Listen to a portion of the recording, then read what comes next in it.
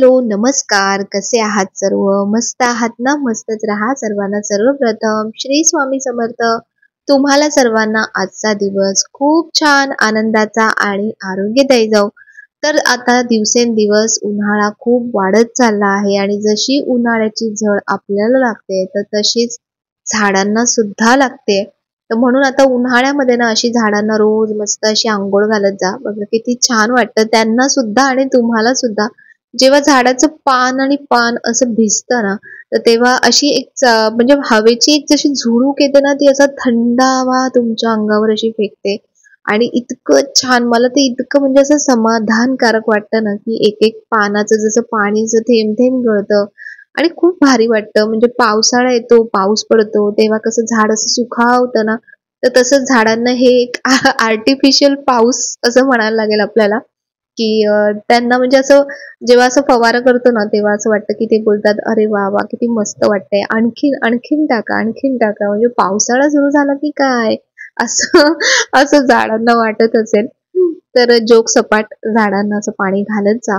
आणि बघा आता ह्या ज्या उशा असतात ना आपल्या, म्हणजे आता ह्या आपण बऱ्याचशा रेडीमेडच घेतो. पहिले कापसाच्या शिवल्या जायच्या, पण आता बऱ्याचशा अशा फोमच्या वगैरे रेडीमेडच येतात.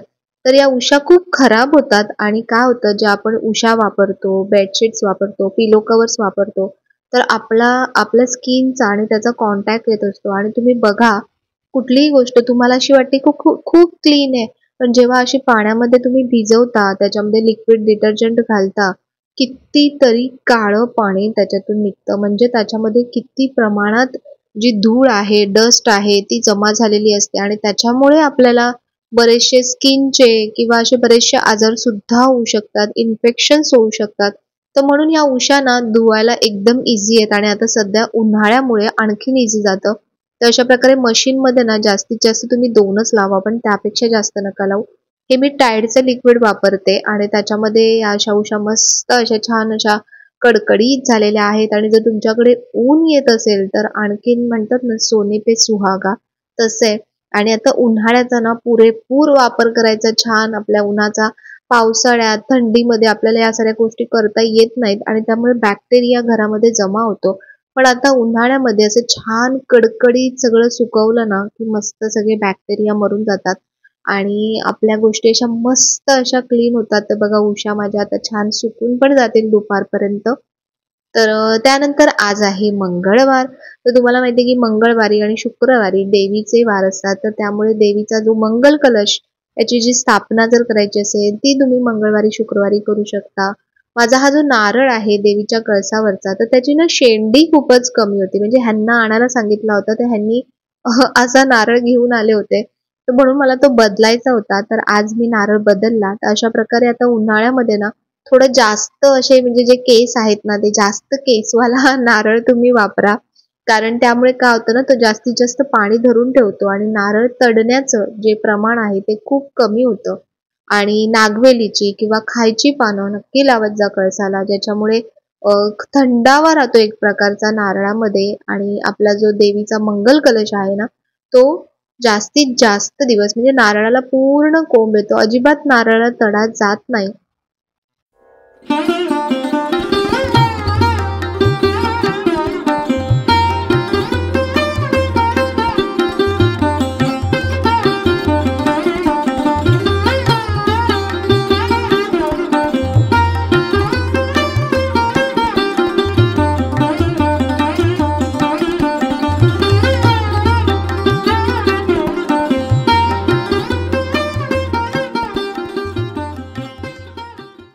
तर आज मी तुम्हाला एक खूप छान गोष्ट सांगते, ती म्हणजे की हे बघा, जे YouTubeला मी बरीचशी स्वामींची किंवा देवींची गाणी, स्तोत्र, मंत्र, आरती ऐकते. तर त्यातलंच हे एक आहे देवी स्तोत्र, मंत्र व आरती.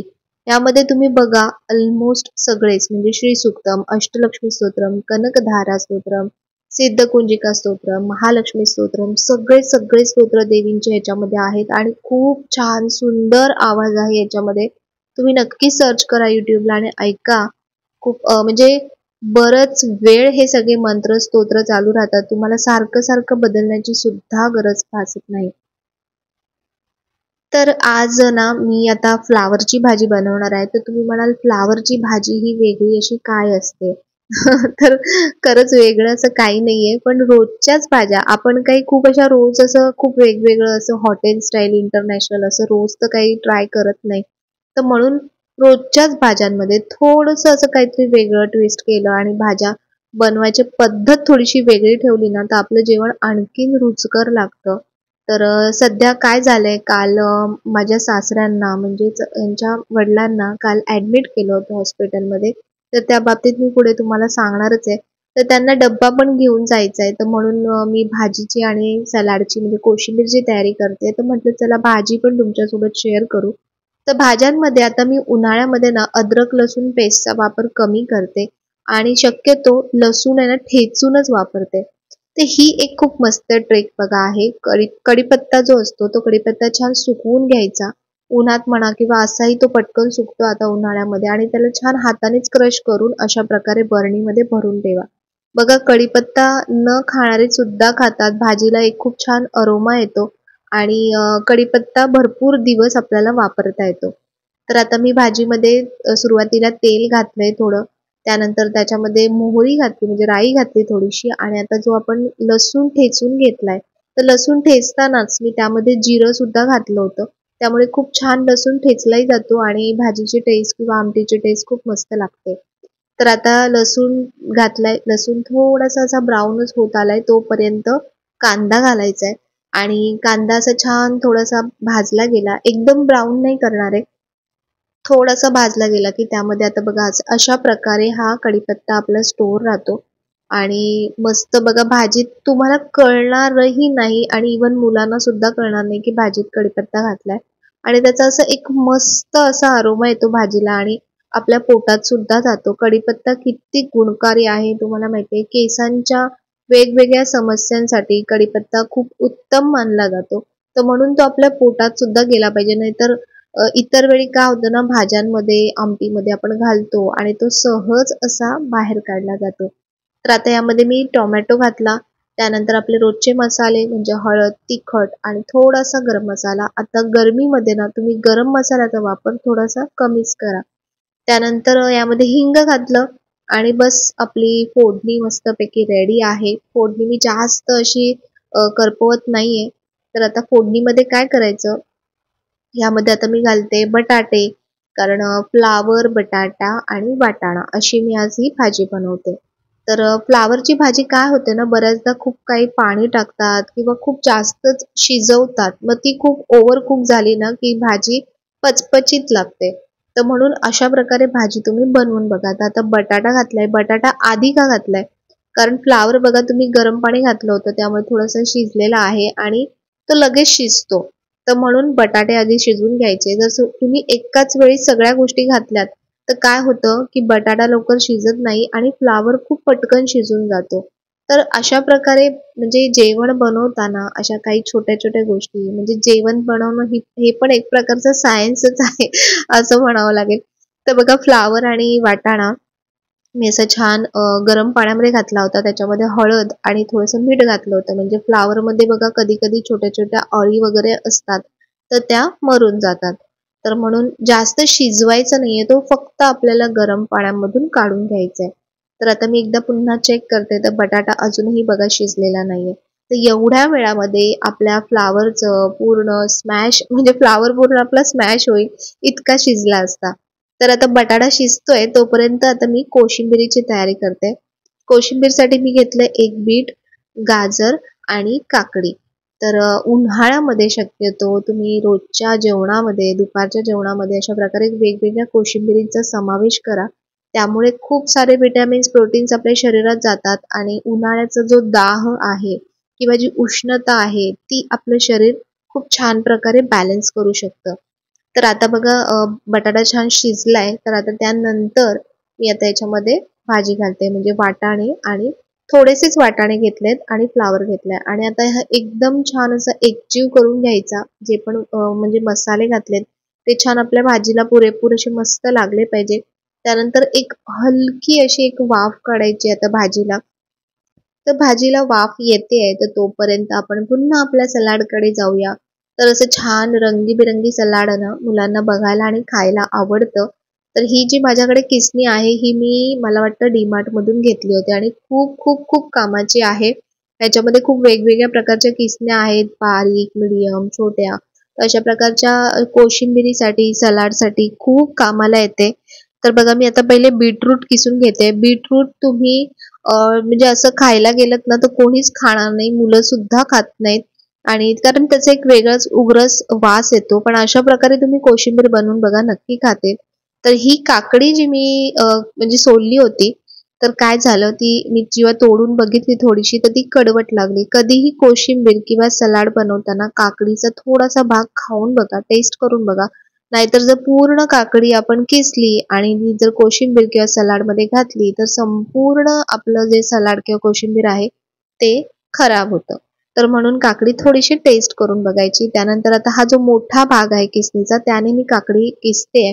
त्याच्यामुळे काय होतं जे आपण इतर वेळी जसं विळीवरती वगैरे बघा तुम्ही चिरता किंवा सुरीने चिरता तर तशा प्रकारेच चिरलं जातं आणि काकडीला खूप पटकन पाणी सुटतं. म्हणून अगदी बारीक काकडी करायची नाही. तर अशा प्रकारे बघा थोड्याशा मोठ्या शेपमध्ये मी काकडी थोडीशी किसून घेतली. तर आपलं कोशिंबीर जे आहे ती किती अशी कलरफुल आणि किती सुंदर दिसते. जो बीटरूटचा रंग आहे तो किती सुंदर वाटतोय. गाजरचा रंग खूप सुंदर वाटतोय आणि तितकंच हे पौष्टिक आणि टेस्टी सुद्धा असणार आहे. तर आपली भाजी सुद्धा एकीकडे मस्त अशी वाफेवर शिजली आहे. यामध्ये फक्त एक सांगायचं राहिलं, की मगाशी जेव्हा मी भाजी मिक्स केली, तर तेव्हा मी त्याच्यामध्ये चवीप्रमाणे मीठ सुद्धा ॲड केलं होतं. आणि आता भाजी छान जवळपास पूर्ण बघा फ्लावर पण छान शिजलाय. ही भाजी खूप जास्त पण शिजवायची नाही. आणि आता यामध्ये मी घालणार आहे ते म्हणजे ओलं खोबरं. जसं मी तुम्हाला मागे सांगितलं होतं, की जसा ऋतू बदलतो ना, तसं आपल्या जेवणामध्ये सुद्धा बदल करणं खूप गरजेचं असतं आणि त्याच्यानुसारच मग आपलं शरीर आणि ऋतू हे दोन्ही गोष्टी एकमेकांना बॅलन्स करत असतात. तर आता मी यामध्ये ओलं खोबरं घातलंय. सुकं खोबरं म्हणजे वाटणाचा वापर मी सध्या भाज्यांमध्ये, आमटीमध्ये सगळ्यांमध्ये खूप कमी करते. तर आता हे ओलं खोबरं घातल्यानंतर आता ह्यामध्ये सुद्धा भाजी थोडीशी छान अशी परतवून घ्यायची. आता यावरती झाकण ठेवायचं नाही, कारण आता यानंतर झाकण ठेवलं तर भाजी आणखीन खूप जास्त शिजेल आणि पचपचीत होईल. तर आता भाजीमध्ये फक्त एक शेवटची गोष्ट राहिलेली आहे ती म्हणजे की अशी हिरवीगार अशी कोथिंबीर.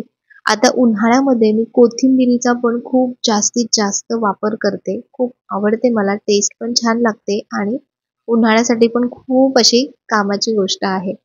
तर चला आपलं सलाड किंवा आपली कोशिंबीर आपली वाट बघते. तर आता यामध्ये काय घालायचं? यामध्ये मी घालणार आहे थोडंसं असं दही. हे दही मी घरीच लावलंय. तुम्ही मागच्या वेळी मला विचारलं होतं, की ताई कसं लावतेस? तर मी तुम्हाला नक्की शेअर करेन परत.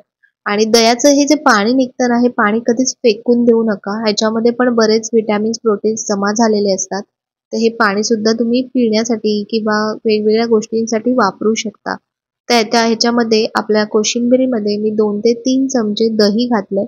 खूप जास्त दही यामध्ये घालायचं नाही, नाहीतर मग त्याला खूप पाणी सुटतं कोशिंबिरीला. त्यानंतर यामध्ये मी घालते सेंधव मीठ. खूप जास्त पदार्थ म्हणजे नाही घालत आहे यामध्ये. अगदी कमीत कमी पदार्थ. जे पण आपण सलाड, कोशिंबीर वगैरे बनवतो, तर त्यामध्ये खूप कमी इन्ग्रेडियंट्सचा वापर करा. जितकं तुम्ही ते रॉ खाल म्हणजे जसंच्या तसं खाल, कच्चं खाल, तितकं ते तुमच्या शरीरासाठी पौष्टिक असतं. तर आता हे सगळे जिन्नस आपण खूप छान एकत्र करून घेऊया मस्त. आणि यांचं खरंच ह्या कलर कॉम्बिनेशनमुळे ना हे आणखीन सुंदर दिसतं. ह्याला तुम्ही फोडणी सुद्धा देऊ शकता. थोडीशी मोहरी घ्यायची. जर तुम्हाला तिखट हवं असेल तर त्यामध्ये थोडीशी मिरची घालायची फोडणीमध्ये आणि ती फोडणी म्हणजे तो तडका तुम्ही याच्यावर द्या आणि बघा मस्त एकदम टेस्टी लागतं. तुम्ही नक्की बनवून बघा आणि मला नक्की सांगा. तर अशा बऱ्याच काही ना काही गोष्टी सुरू आहेत. गेले 2 महिने, 1-2 महिने खूप म्हणजे सगळं वर खाली असं सुरू आहे. कधी मी, कधी हे, कधी ते, असं सर्वांचं काही ना काही सुरू आहेच. मावशीचं झालं मागे, तर आता त्यांच्या वडिलांना बरं नाहीये, म्हणजे माझ्या सासऱ्यांना बरं नाहीये, तर त्यांना बरेच म्हणजे एक आठवडा झाला त्यांना स्टोनचा त्रास होत होता आणि स्टोनचा त्रास होता होता ते त्यांना मग मोशन्सला प्रॉब्लेम व्हायला लागला, मग युरिनला प्रॉब्लेम व्हायला लागला, मग त्यांना वॉमिटिंग सारखं व्हायला लागलं. आणि आता एज वाईज म्हणजे आता त्यांचं जवळपास 72-73च्या आसपास त्यांचं एज आहे. तर त्याच्या हिशोबाने त्यांच्या हार्टचं सुद्धा स्टेन टाकलेला आहे, हार्टमध्ये शुगर आहे, BP आहे. तर त्याच्यामुळे आमच्यासारखे असतील तर ठीक आहे, म्हणजे यंग लोक असतील तर स्टोनचा त्रास, थोडंसं औषध घेतलं काय केलं लगेच रिकवर होतं. कधी म्हणजे कमी प्रमाणात असेल तर रिकवर होतं. पण त्यांची सिच्युएशन अशी झाली होती की त्याच्यामुळे आम्ही त्यांना ॲडमिट करण्याचंच डिसिजन घेतलं आणि डॉक्टरांनी पण ॲडमिट व्हायलाच सांगितलं, कारण त्यांना प्रचंड वीकनेस आला होता. जे लूज मोशन होत होते त्याच्यामुळे वीकनेस आला होता. तर अशा वेळेला कधी कधी आपण परफेक्ट म्हणजे त्याच वेळेवर व्यवस्थित डिसिजन घेतलं पाहिजे, कारण त्यांना इमिडिएटली जसं त्यांना ॲडमिट केलं त्याच्या 2 ते 3 तासामध्येच त्यांना बऱ्यापैकी आराम पडला. तर कधी कधी कसं आपण घरगुती किंवा काही ना काही उपचार करत राहतो आणि त्याच्यामुळे खरंच फरक पडत नाही. कधी कधी डॉक्टरकडे जावंच लागतं आपल्याला काही गोष्टींसाठी. तर म्हणून आता बरी आहे त्यांची तब्येत. काल आम्ही दुपारी त्यांना ॲडमिट केलं आणि CT स्कॅन वगैरे सगळ्या गोष्टी केल्या त्यांनी, डॉक्टरांनी, की आपण प्रत्येक गोष्ट चेक करू व्यवस्थित की काय प्रॉब्लेम आहे किंवा काय. तर फक्त स्टोनचाच प्रॉब्लेम आहे त्यांना सध्या. CT स्कॅनमध्ये आणि सोनोग्राफीमध्ये बघितलं. तर आता बरी आहे त्यांची तब्येत. आता उद्या कदाचित, आज म्हणजे त्यांना ओके वाटलं, चांगलं वाटलं, तर डॉक्टर म्हणाले उद्या कदाचित त्यांना डिस्चार्ज मिळेल. तर असं जेव्हा कोणी हॉस्पिटलला असतं ना तर तेव्हा पूर्ण घरच हॉस्पिटलाइज झाल्यासारखं होतं. आणि म्हणून मला याच्यामध्ये ना ही एक गोष्ट खूप महत्त्वाची वाटते सध्याच्या आपल्या परिस्थितीमध्ये, की सध्या आपण जॉईंट फॅमिलीमध्ये राहत नाही. आणि म्हणजे प्रत्येक गोष्टीचे बघा, ज्या गोष्टीचे जसे फायदे असतात त्याचे तसे नुकसानही असतात. तर तसाच ह्यातला एक जो फायदा आहे ना जॉईंट फॅमिलीचा, तो मी तुम्हाला सांगते. तुम्ही एकत्र एका घरामध्ये राहा किंवा नका राहू. आता माझे सासू सासरे वेगळ्या ठिकाणी राहतात, मी वेगळ्या ठिकाणी राहते, पण आम्ही एकदम जवळच राहतो. माझे पप्पा सुद्धा म्हणजे माझं माहेर सुद्धा अगदी जवळ आहे, भाऊ माझा अगदी जवळ आहे. तर म्हणून मला असं वाटतं की आता सध्याच्या आयुष्यामध्ये आपलं जे फास्ट लाईफस्टाईल चालू आहे, धकाधकीचं आयुष्य चालू आहे, त्याच्यामध्ये आपण जे पैसे कमवण्यामध्ये जे इतके बिझी झालेले आहेत लोक, की फॅमिली किंवा कोणाला वेळ देणं, कोणाशी 2 मिनिटं बोलणं शांतपणे बसून, याच्यासाठी खरंच म्हणजे वेळच नाही आहे लोकांना. पण जेव्हा अशी काही कंडिशन येते, तुम्ही सुद्धा या गोष्टी अनुभवल्या असतील, जेव्हा आपल्या घरामध्ये असं कोणी हॉस्पिटलाइज होऊन जातं, तर काही मी बऱ्याच ठिकाणी बघितलं, म्हणजे इवन हॉस्पिटलमध्ये सुद्धा बघितलं, की फक्त एखादंच जण त्यांच्यासोबत असतं. आता आमच्याकडे पप्पा ॲडमिट आहेत, पण म्हणजे माझ्या सासूबाई, त्यांचे पप्पांचे भाऊ, माझ्या घरचे किंवा ह्यांनी सुट्टी घेतली आहे, हे घरी आहेत, दादा आहेत मोठे, तर ते आलटून पलटून जातात. म्हणजे अशा बऱ्याचशा गोष्टी, म्हणजे सगळे जेव्हा जवळ असतात, एकत्र असतात, तर भरपूर गोष्टी इझी होतात. म्हणजे एकाच व्यक्तीला पूर्ण टेन्शन येत नाही, सगळेजण म्हणजे समजून घेतात, त्या गोष्टी वाटून घेतात बऱ्याचशा गोष्टी. तर मग कधी मी जाईन, कधी आई जातील, कधी हे जातील, तर असं असतं. तर त्याच्यामुळे खूप फरक पडतो या गोष्टीचा, की आपली फॅमिली जेव्हा जवळपास असते ना तेव्हा या गोष्टीचा खूप फरक पडतो. टचवूड आता ती गोष्ट नाही, पण पहिले जेव्हा मी ऑफिसला जायच्या आधी, तर तेव्हा माझी शरीर एवढं व्यवस्थित नव्हतं आणि मी सारखी आजारी पडायची, सारखी. तर तेव्हा मला बऱ्याचदा हॉस्पिटलाइज करायला लागायचं, कारण मला टायफॉइड खूप भरपूर वेळा व्हायचा, व्हायरल इन्फेक्शन्स खूप लवकर व्हायचे. तर तेव्हा बऱ्याचदा 1-2 वेळा जेव्हा ॲडमिट केलं होतं तेव्हा आई होती माझी.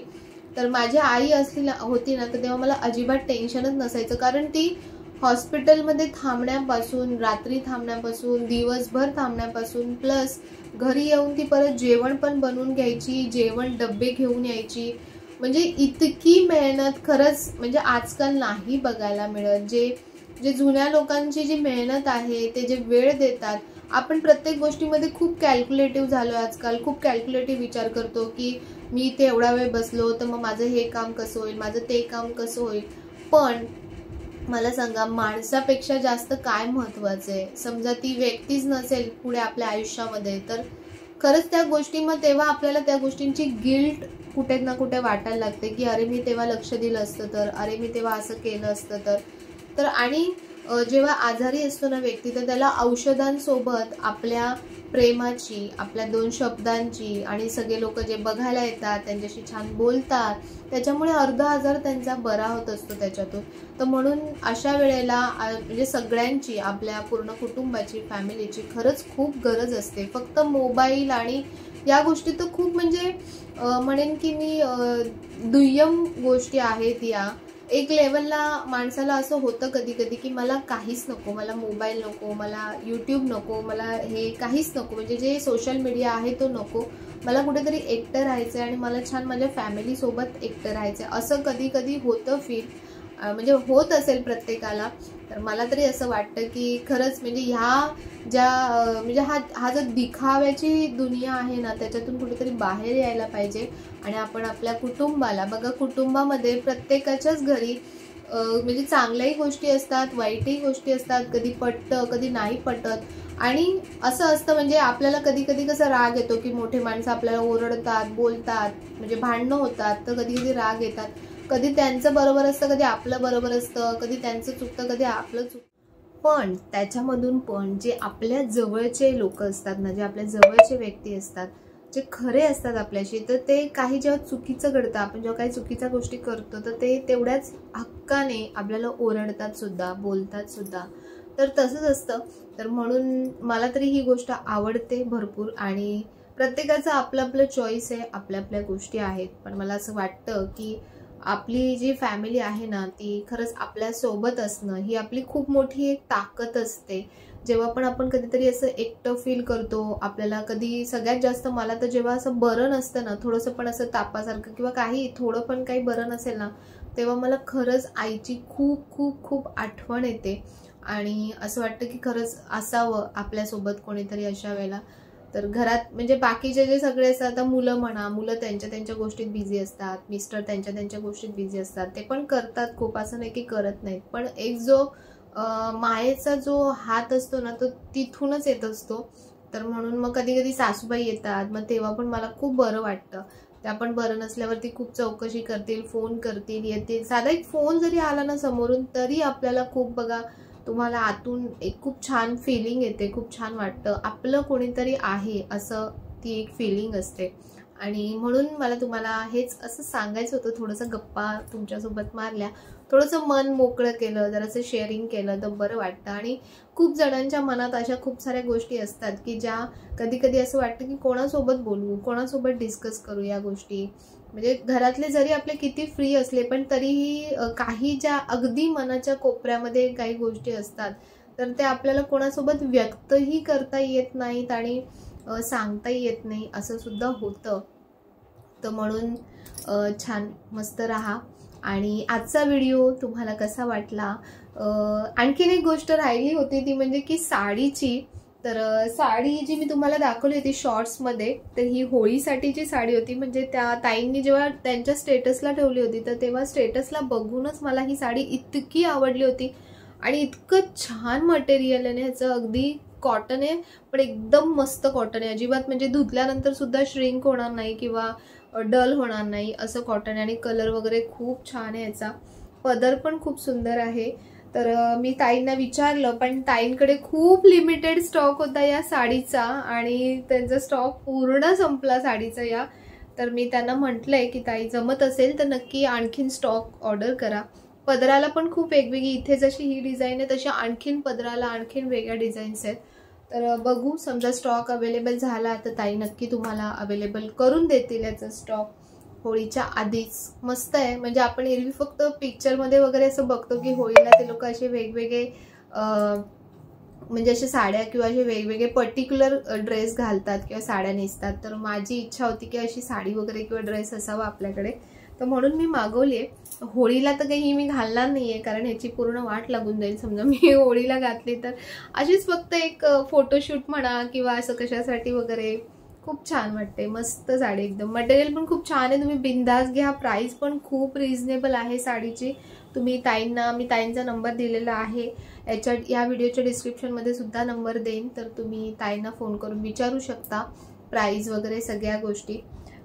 तर चला, आजचा व्हिडिओ तुम्हाला कसा वाटला? आवडला असेल तर नेहमीप्रमाणे लाईक करा, शेअर करा, सबस्क्राईब करा. पुन्हा भेटूया आपण उद्याच्या नवीन व्हिडिओमध्ये. तोपर्यंत सर्वांना बाय आणि सर्वांना श्री स्वामी समर्थ.